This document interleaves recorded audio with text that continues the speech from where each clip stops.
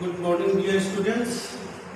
आज हम लोगों का ये लेक्चर डीएमएलटी फर्स्ट ईयर के लिए है 2020-22 बैच में जो बच्चे। आज हम लोग बात करेंगे फंक्शनल कंपोनेंट ऑफ लेबोरेटरी। जो लेबोरेटरी पैथोलॉजी होती है उसको जब हम सेटअप करते हैं तो वहाँ पर ऐसे कौन कौन सी पोस्ट होती है और उस पोस्ट पर काम करने वाले जो एम्प्लॉई होते हैं उनकी क्या उनकी डेजिग्नेशन होती है और उनकी क्या क्वालिफिकेशन होती है। आज हम लोग उसी के बारे में हम लोग बात करेंगे।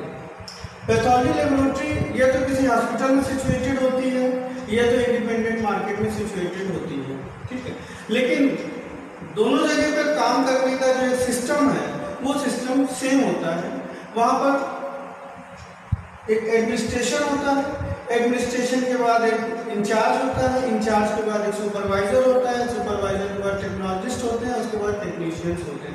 इस तरीके का एक सिस्टम बनता है जिसके अंतर्गत सारे के सारे स्टाफ एक चेन के माध्यम से एक सीरीज की तरह काम करते हैं और वहाँ पर होने वाले टेस्ट को परफॉर्म करके डायग्नोसिस करके रिपोर्ट वहाँ पर प्रोवाइड करते हैं। तो आज हम लोग इसी के बारे में बात करेंगे। तो कंपोनेंट कौन कौन से हैं।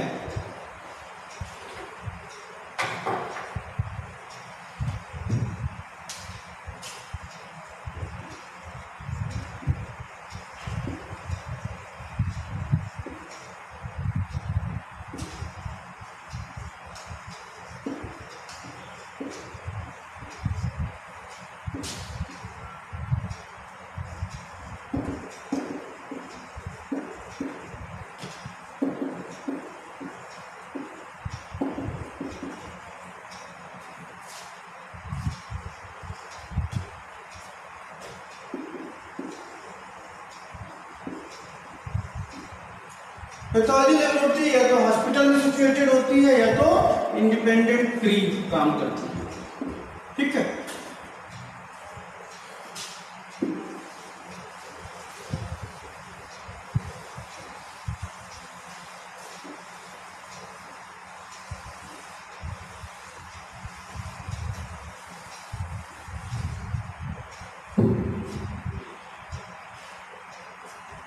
यहाँ से हम लोग बात करेंगे कि किस सिस्टम के तहत सारे के सारे वहां पे जो पोस्ट क्रिएट होती है वहां पर वो लोग किस तरीके से काम करते हैं।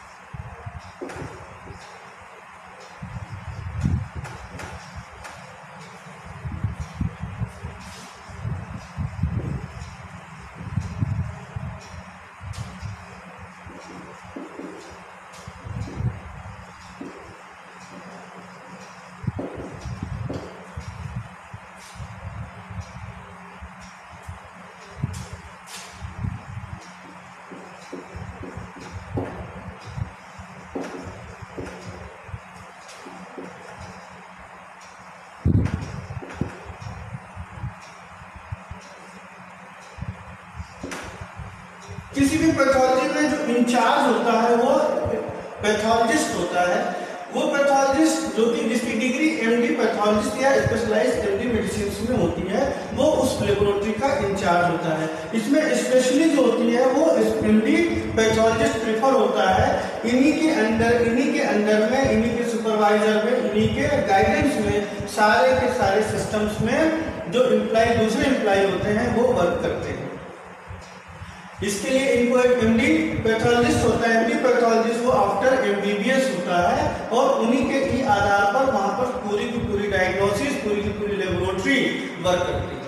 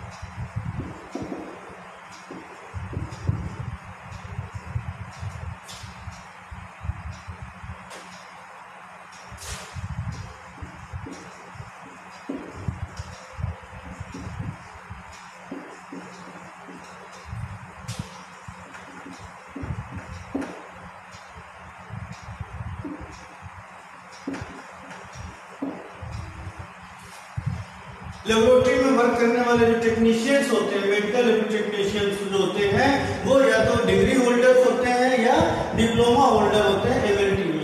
उनको DMLT या BMLT किया हुआ ना मस्ट है किसी भी लेबोरेटरी में काम करने के लिए, और इसके साथ साथ उनको 1 to 2 ईयर का एक्सपीरियंस भी होना चाहिए।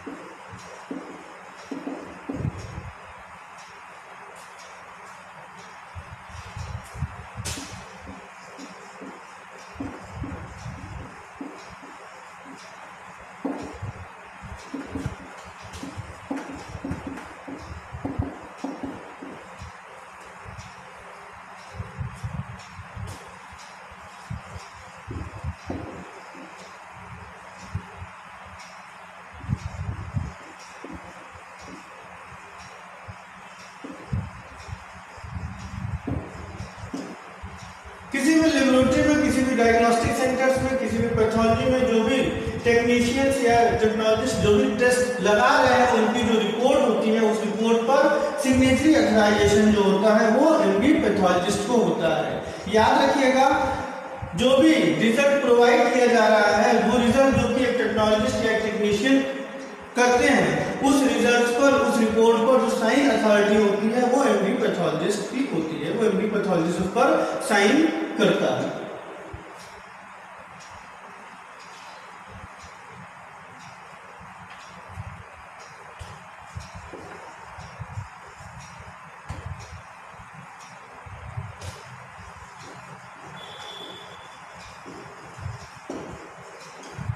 The technologist as a supervisor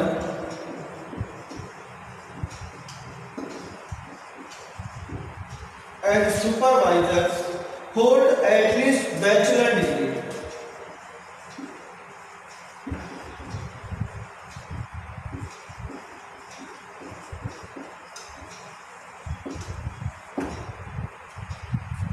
Bachelor degree. They must be go through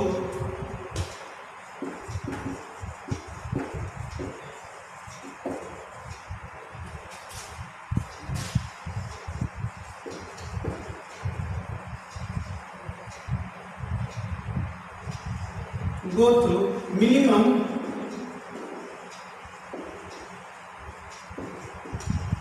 3-year experience.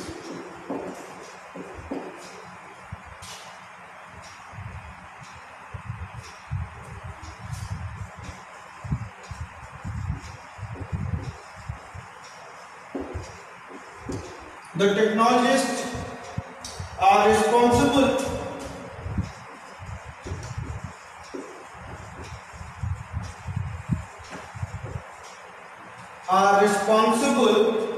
for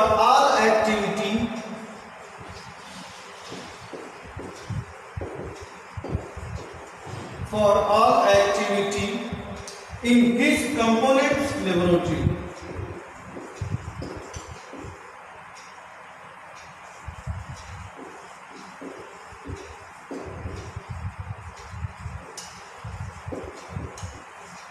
Component laboratory, including work distribution,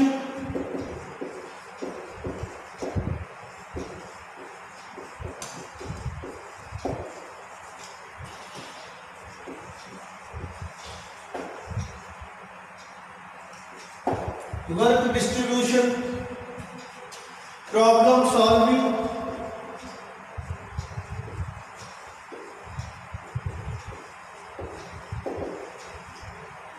solving, and daily decision making.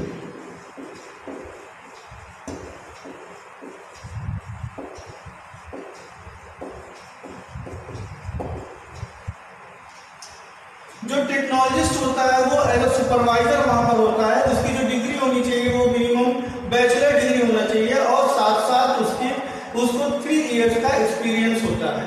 ये जो टेक्नोलॉजिस्ट, ये जो सुपरवाइजर की पोस्ट होती है, ये डीएमएलटी होल्डर्स को भी मिलती है।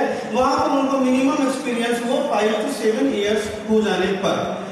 साथ में जो टेक्नोलॉजिस्ट पोस्ट होती है किसी भी लेबोरेटरी में, बहुत ही रिस्पॉन्सिबल पोस्ट होती है, जिम्मेदारी और जवाबदेही का ज्यादातर काम इसी पोस्ट का होता है। ये रिस्पॉन्सिबल होता है, वो अपने पूरे लेबोरेटरी में किसी भी प्रकार की जो एक्टिविटीज हो रही है, काम हो रहे हैं, उन सारे सब के लिए रिस्पॉन्सिबल यही होता है।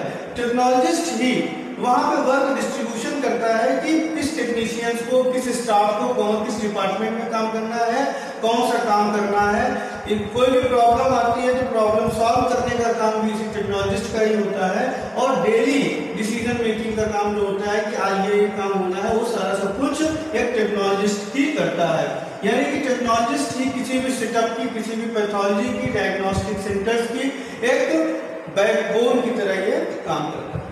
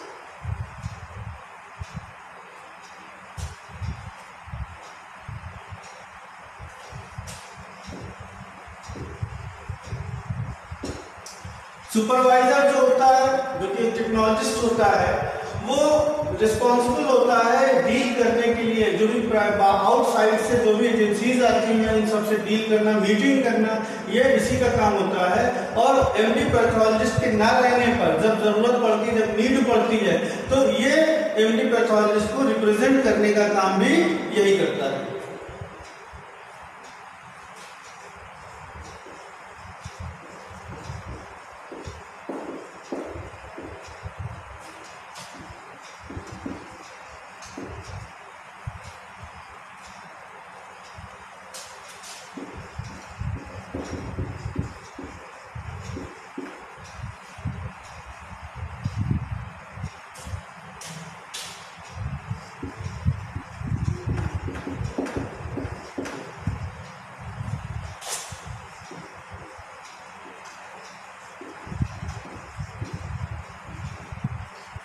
टेक्नीशियन जो कि डीएमएलटी होल्डर्स हो सकते हैं, बीएमएलटी होल्डर्स हो सकते हैं, बैचलर डिग्री होल्डर्स हो सकते हैं, उनका काम होता है कि वो टेस्ट को परफॉर्म करना, उसके जो रिजल्ट्स आएंगे उस रिजल्ट्स को लेबोरेटरी बुक में रिकॉर्ड करना और रिपोर्ट को प्रोवाइड करना है एक सुपरवाइजर को। सुपरवाइजर उस रिपोर्ट को प्रोवाइड करेगा एमडी पैथोलॉजिस्ट को, एमडी पैथोलॉजिस्ट उसको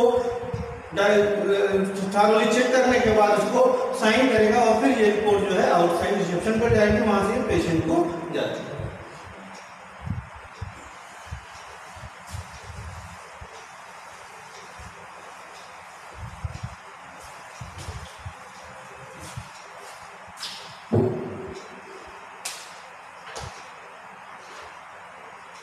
यहाँ पर हम लोग एक चार्ट ड्रा करेंगे कि किस तरीके से पैथोलॉजी लेबोरेटरी का सेटअप होता है, उसमें जो काम करने वाले जो सिस्टम होते हैं वो कैसे मेंटेन होते हैं और उसमें कौन कौन सी ब्रांचेस होती हैं।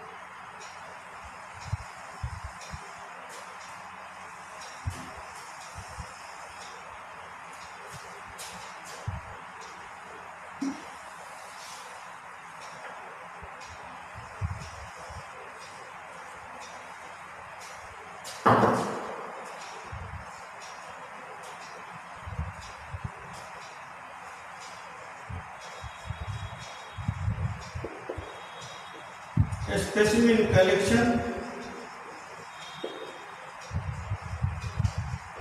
Area.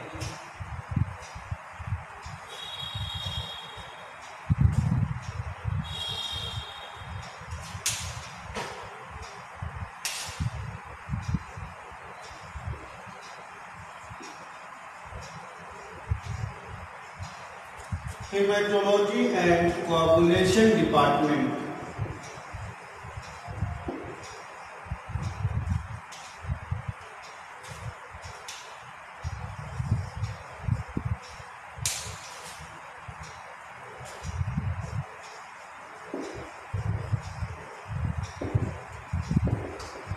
Biochemistry.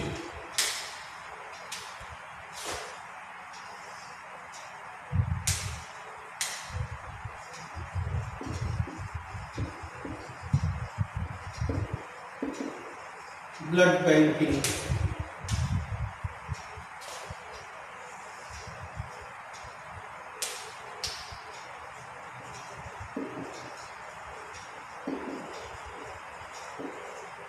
Microbiology.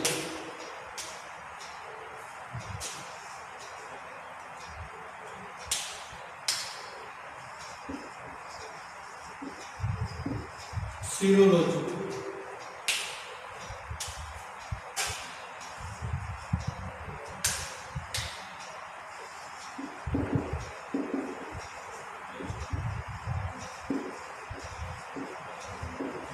Clinical pathology.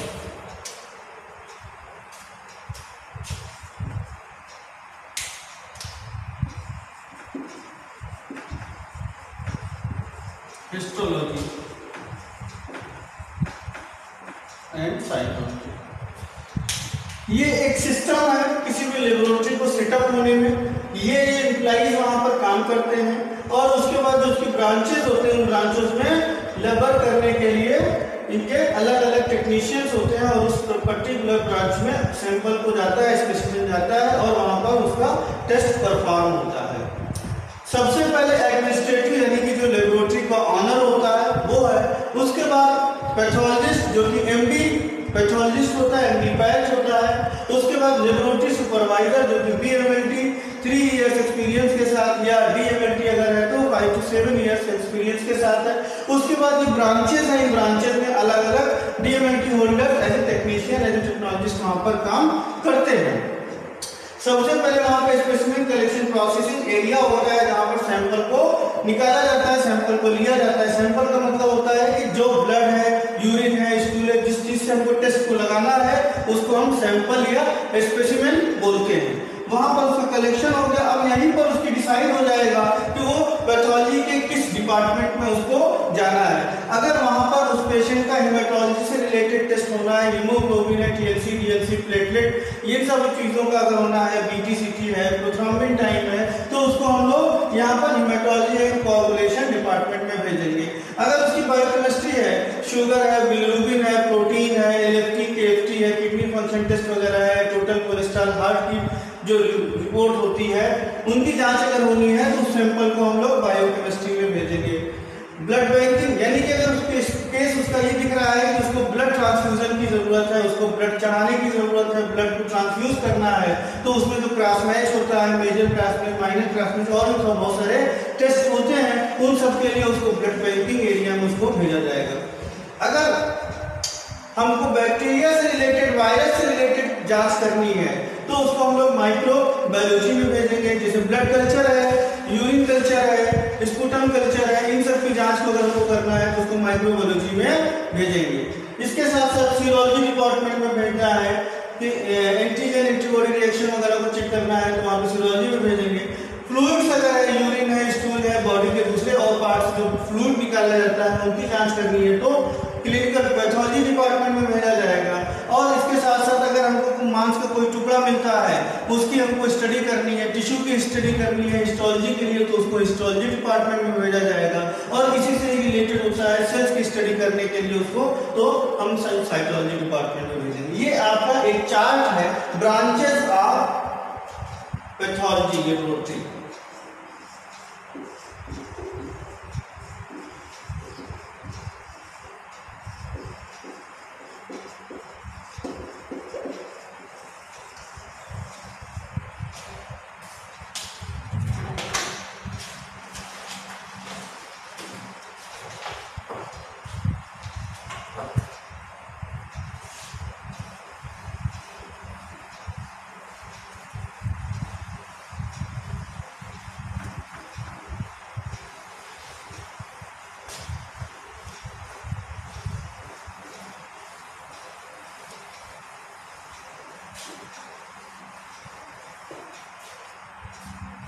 अब हम बात करेंगे relation between patient, doctor and laboratory. हमारी नीड मेडिकल ट्रीटमेंट में कहाँ पर आती है, कैसे आती है और हमारा रोल क्या है, हमारी रिस्पॉन्सिबिलिटीज क्या है, हम लोग उसको भी एक चार्ट के ही माध्यम से उसको समझने की कोशिश करेंगे।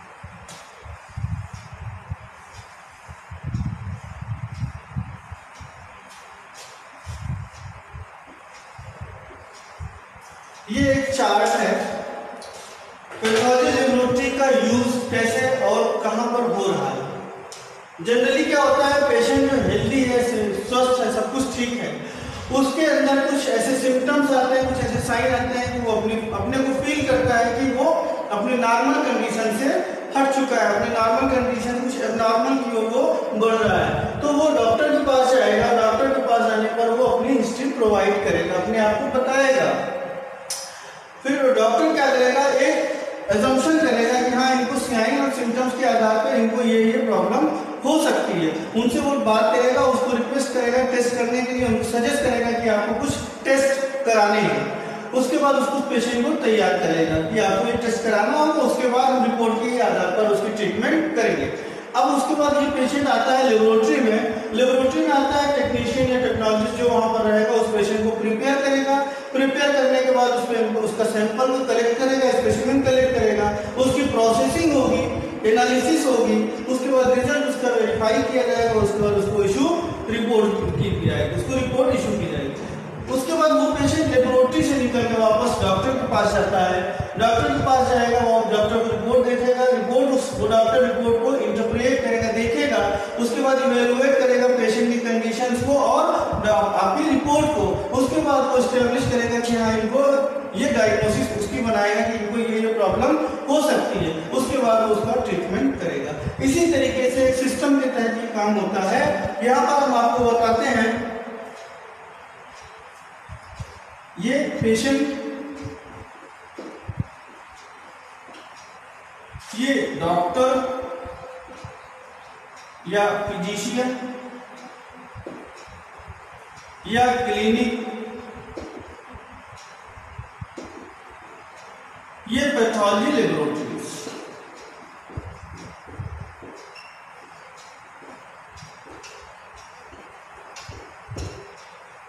विदाउट डायग्नोसिस, विदाउट टेस्ट को परफॉर्म किए हुए, रिपोर्ट के बिना डॉक्टर को पेशेंट का ट्रीटमेंट करना काफी डिफिकल्ट होता है। वहां पर वो एजम्पशन के आधार पर ही सिर्फ ट्रीटमेंट कर सकता है, जो कि कभी कभी ये बहुत ही डेंजरस हो सकता है। पेशेंट का सैंपल लेने के बाद उसका टेस्ट कर लिया जाता है। टेस्ट करने के बाद पर्टिकुलर उसकी डायग्नोसिस बन जाती है कि हाँ इस पेशेंट को ये डिजीज है। और उसके बाद जब हम उसको रिपोर्ट इशू करते हैं तो डॉक्टर उस रिपोर्ट के ही आधार पर प्लान करता है कि इनका ट्रीटमेंट हमको किस तरीके से करना है, और उसके बाद वो पेशेंट का ट्रीटमेंट होता है, पेशेंट ठीक होता है। ये आपके ग्राफ है, relation between patient, doctor and laboratory.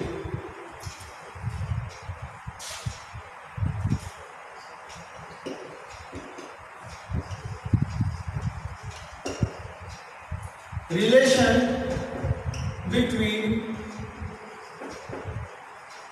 patient, doctor and laboratory। अब आज के लिए इतना ही है। इसके आगे के पोर्शन को हम लोग नेक्स्ट लेक्चर में बात करेंगे। Okay, thank you.